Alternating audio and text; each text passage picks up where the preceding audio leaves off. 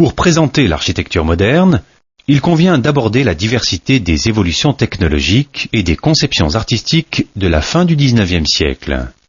En Espagne, Antonio Gaudí, s'inspirant de l'art gothique, est l'auteur d'une architecture résolument audacieuse, comme en témoignent quelques immeubles de Barcelone.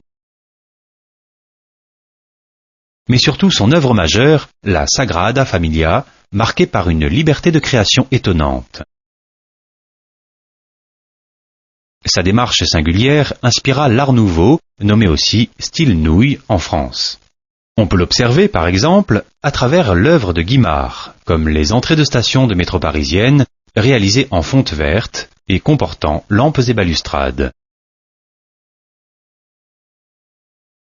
En Allemagne, le Bauhaus, centre culturel construit par Walter Gropius à Dessau en 1925, donna naissance à des artistes et architectes majeurs du XXe siècle.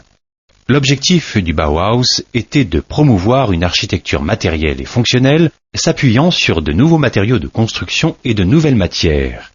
L'esthétique, développée par le Bauhaus, a encore des implications aujourd'hui.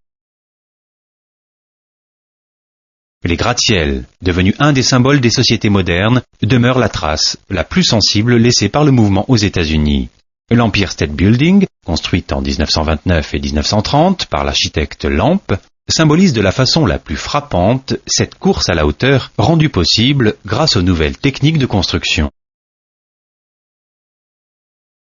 D'autres édifices témoignent d'expériences menées autour de la forme et du matériau.